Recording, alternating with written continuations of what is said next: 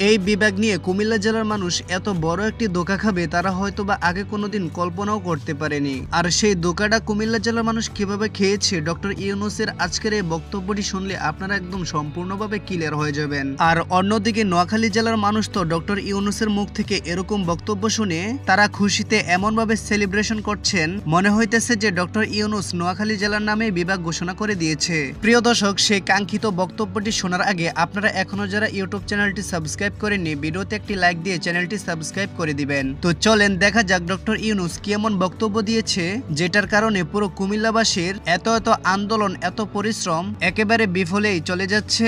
প্রত্যেকটা দেশ নিজে এসে বলেছে আমরা তোমাদেরকে সমর্থন করছি, তোমাদের যা দরকার আমরা দেবো। অবিশ্বাস্য রকমের সহায়তা দিয়েছে তারা।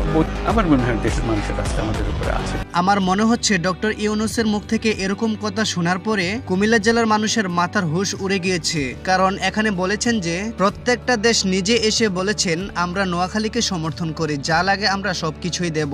আর এই সমর্থন দেখে ডক্টর ইউনূস নিজেই নাকি অবাক হয়ে গিয়েছে। তারা নাকি এমনটাই বলেছে নোয়াখালীকে বিভাগ হিসেবে ঘোষণা করতে হবে, এর বিনিময়ে যা প্রয়োজন আমরা সবকিছু দিতে প্রস্তুত। তাহলে দীর্ঘদিন যাবৎ কুমিল্লা জেলার মানুষ এত আন্দোলন করার ফলে তাদের শেষ পরিণতি কোথায় গিয়ে দাঁড়িয়েছে? কি লাভ হয়েছে এত মানববন্ধন এত আন্দোলন করার ফলে? নাকি এটা অন্যরকম কোনো পরিকল্পনা চলতেছে কুমিল্লাবাসীকে বিভাগ না দেওয়ার জন্য?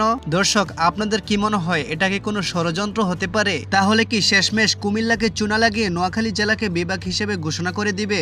সরকার কি এরকমের প্রস্তুতি নিচ্ছেন নাকি তার পিছু লুকিয়ে রয়েছে অন্যরকম কোনো মাস্টারমাইন্ড? প্রিয় দর্শক, আপনাদের মন্তব্য কি অবশ্যই কমেন্টে জানিয়ে দিবেন। ধন্যবাদ আপনাদের সবাইকে।